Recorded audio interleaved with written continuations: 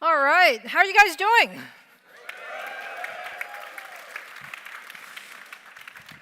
That is actually very energetic for a developer crowd. So, look, I'm really happy that you could be here with us for the last 2 days, and especially through this session.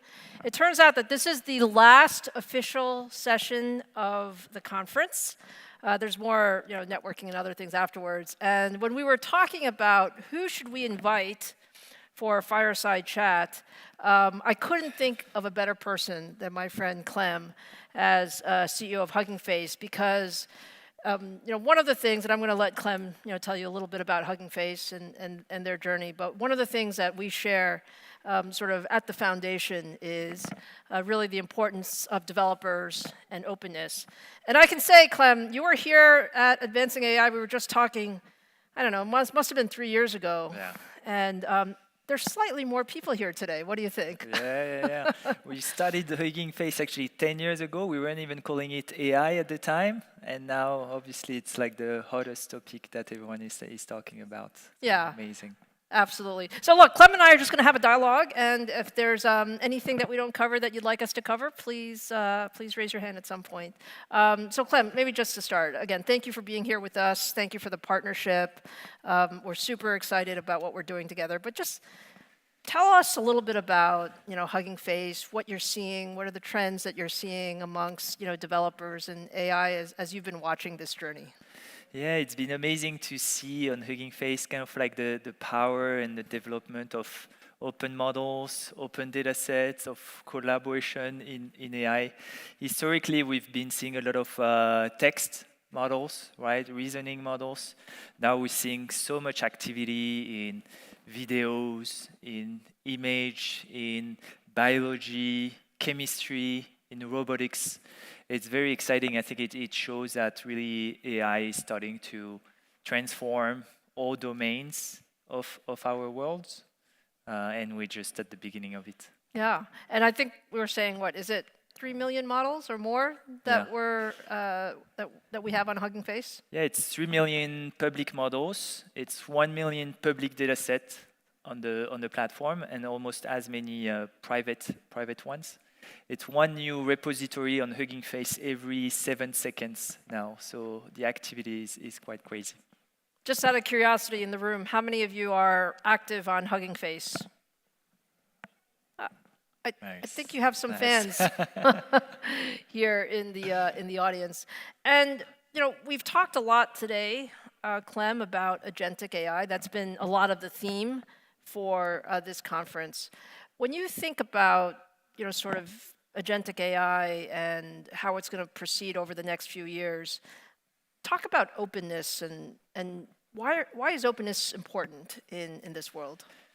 Well, I mean, I think we're starting to see, obviously it's been in the news for the past few days, that for autonomy to work, you have to have transparency, control, and understanding, right? I think we're seeing all that autonomy without this is risky, is dangerous, is creating problems.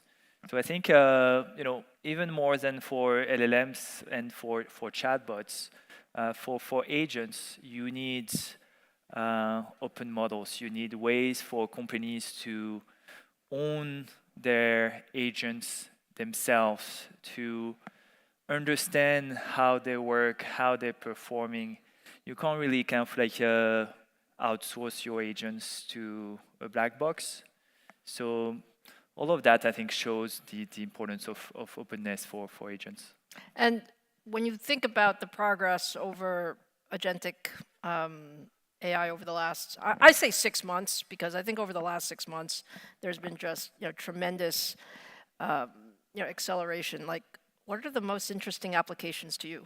What have you seen in the Hugging Face community? Well, I'm super excited about robotics these days, right? Because it gives you both kind of like a new perception of the world, right? You get into kind of like the physical world, and so I think you can really improve kind of like the reasoning capabilities of system by having kind of like real world data sets, and also the potential of what they can do is much greater and it unlocks new things. I was telling you I just got two baby girls, right? And the idea of having AI interact with my girls through kind of like robots is quite exciting, and obviously much more exciting than them doing that by looking at the screen. So Clem, I think you told me your girls are 6 months. 6 months, is that right? Yeah. Have they been interacting with robots? Yes, yes. They've been. So we have this little robot called Richie Mini. Richie Mini. Yeah, Richie Mini. Okay. We started it almost as an experiment, and really people liked it. We shipped over 10,000 of them all over the world now, and they've been kind of like a little bit visually interacting with Richie Mini. That's which pretty has been cool. fun to see. That's very, very cool. Now, Clem, we talked, I don't know, I want to say, was it 9 months ago or something, when we were talking about how can we get AI more accessible to the community. And the truth is, look, we're selling lots and lots of GPUs to the big cloud guys, the frontier model guys, but we need access to AI in many, many more form factors. And can you just talk a little bit about your thoughts on that? And Jack announced this morning the new platform that we're doing together with Ryzen AI Max and Hugging Face. But talk a little bit about what you see in sort of this evolution of where you're going to experience AI. Yeah, I mean, I think AI in terms of compute really started in the data center, but more and more, I think there's huge drive and excitement from the community for more local options, right? If you're kind of like an AI builder, I think you get excited, like I get excited about building your own hardware, having your own kind of like local dev station, and that's some of the things that at AMD you're doing really interesting things, like for example with the Halo box, and I think that's kind of like a big direction of the AI field, where obviously you'll always have on the cloud workloads, but more and more also you'll have your local hardware that you're going to be able to run some workloads yourself. You're going to be able to understand and learn yourself which model fits in which hardware, how can you work on them to quantify them, optimize them to run better, give you more tokens per dollars. So I'm super excited about that. I think we're gonna see really kind of like a resurgence of more local options for AI, and obviously you're at the forefront of that. I'd love, by the way, for you to tell us a little bit about why you've been really one of the pioneers in kind of like taking open approaches to this topic. Could you tell us a little bit more, like why and what do you see in the future? Yeah, absolutely. So I think, Clem, when we're thinking about open, and let's take a step back. Before all of this has started in terms of the incredible adoption around AI, you realize that ecosystems really matter, right? I'm a firm believer in there's no one company that has all of the good ideas. There's no one group. There's no one chip. There's no one model that's the best. In fact, what you find is that there's such a diverse set of use cases. There's such a diverse, whether you're in a business or you're trying to solve scientific problems or, different industries, different verticals. There's such a diverse set of workloads that you really want to have the right, computing for each workload, and you want to be able to, really be able to mix and match across that. And the thing about an open ecosystem is all of us want to move fast. None of us really want to be tied to a certain, underlying architecture, because you might wake up tomorrow and find out that there's something else that's better. And so to create an open ecosystem really allows us to kind of, work, across the entire sort of end-to-end, types of compute, and then two, be able to, really have sort of transparency in the way you think about this. So the idea that you will be able to have, I think 1 + 1 is greater than 3 when developers come together and innovate on a same platform, and you learn a lot, along the way. So openness is certainly a key part of our strategy. And then, the other piece that you mentioned, which is a very, very important part of our strategy, is the idea that you want to consume compute everywhere. And so this idea of local AI, like I have my own personal use case, right? My own personal use case is I spend a ton of time on planes all the time. Yeah. And half the time the Wi-Fi doesn't work and I don't have access to AI. That's a real pain in the, pain in the.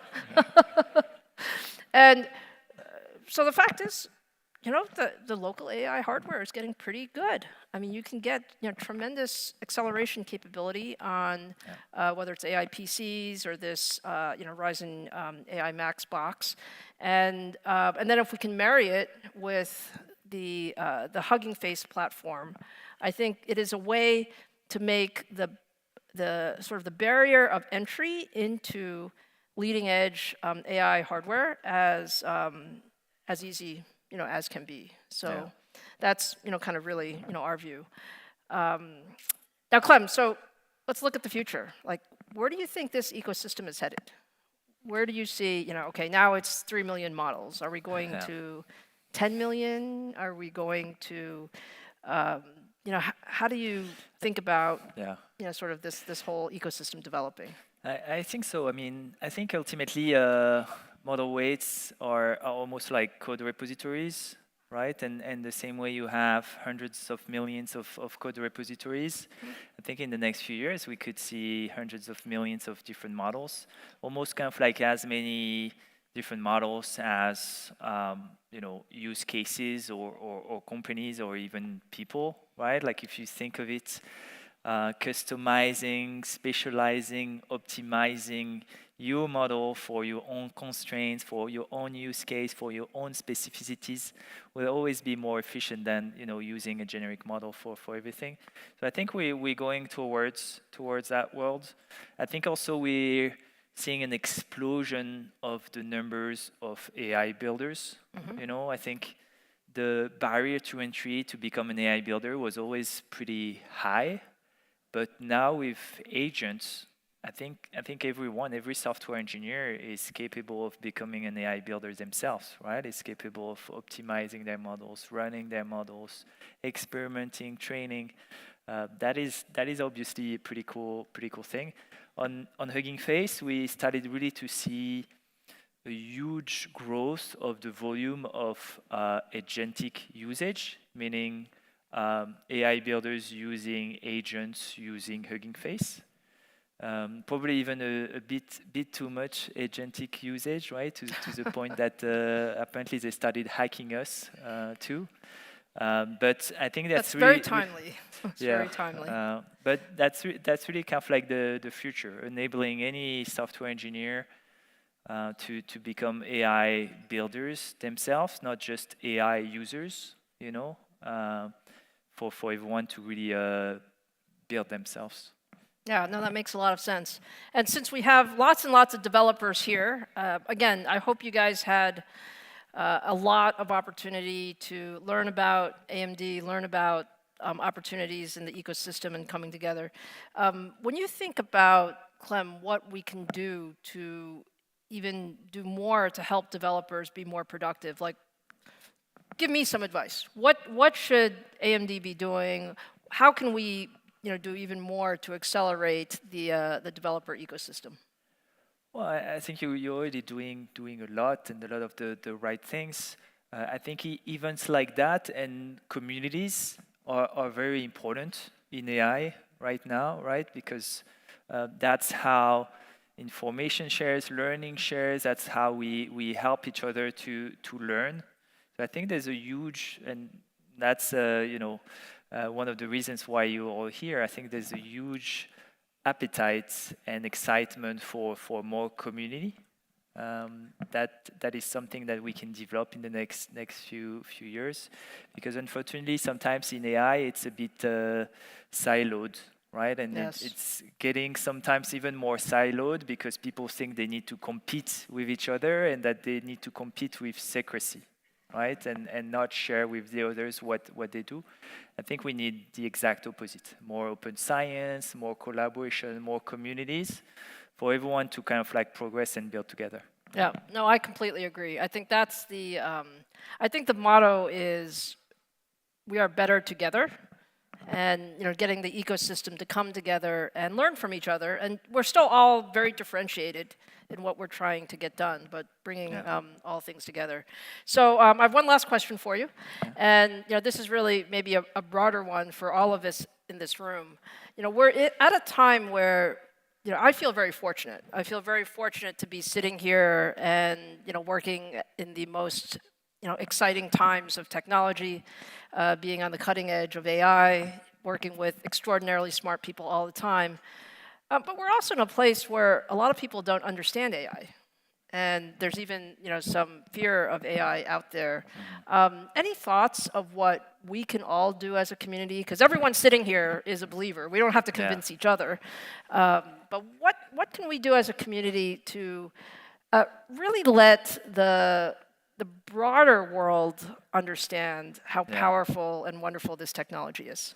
So something that we've learned is that what I was mentioning before, which is turning people from AI users to AI builders, really changes their perception, right? Because I think it changes their feelings from being kind of like passively impacted by technology that's happening and being built without them, versus kind of like realizing that AI is a tool that they can use to reach their goals, achieve their dreams, and build the things that they want to see in the world, right? So if you're an AI builder and you have kind of like family members, friends who are maybe scared about AI or pessimistic about AI, or purely kind of like negative about AI, maybe spend 2 hours with them, like building a little robot like the Richie Mini, or showing them how to build an app with AI, tinkering with some hardware, and really kind of like helping them understand that this is a tool that they can also themselves become AI builders. Usually it really changes perspectives on people. Yeah, I completely agree with you, Clem. I think we are at a pretty special time. It's a special time in sort of the technology arc, and I'm old compared to all of you, so we can say that I've been through a long set of technology arcs, but this arc is quite different than others, and the difference is you can either choose to be a part of it, or you can choose to be afraid of it. And choosing to be a part of it means that you're actually empowered with the most capable technology that you can imagine. And I think with sort of repositories like Hugging Face, with the type of work that we're doing in the open ecosystem, with the amount of hardware and technology that you have at your fingertips, AI builders can really do extraordinary things. And you can do it. What's so surprising to me is it used to be people would say, hey, you have to go to the largest frontier lab because that's the only way you're going to get access to the GPUs that you need, right? Everyone, it turns out when you're hiring people these days, it's not just salary, it's how many GPUs do you get. With that, the world's different. Actually, you don't need tens of thousands of people, or even thousands of people, or even hundreds of people. Like, 5 guys can have a really, really good idea, and take the power of an open model, get access to hardware that is very easily accessible, and build amazing solutions. And I think that's why it's such an interesting time. And I completely agree with you. If we can get more people becoming sort of not just talking about AI, but really building on AI, we're going to be able to really accelerate the pace of innovation. So, Clem, thank you so much for being here. Thanks for having me. Thank you for your partnership. I think it's wonderful what Hugging Face is doing. We're very proud to be, a partner of yours and really an opportunity to move the open ecosystem together forward, and look forward to doing much more together. Thank you. Thank you so much. Thank you, Clem. All right, so that brings us to the end, and let me say again, huge thank you to all of you for being here. It's been a fantastic couple of days for us. We've had customers, we've had partners, we've had developers, we've had a ton of people just making new connections with each other, and that's the purpose for us to hold events like today. It's been an extraordinary time for us. We're super happy about the incredible product portfolio that we have put out, but we are also extremely excited about the incredible ecosystem that we're building around AMD. So my ask of you is very simple, is continue to engage with us, build, optimize, contribute, collaborate. This ecosystem is about what we can do not just as individuals, but really what we can do when we bring the entire ecosystem together. So in case you haven't figured it out, I'm an AI optimist. I think everyone in this room is. I mean, we are, is that right?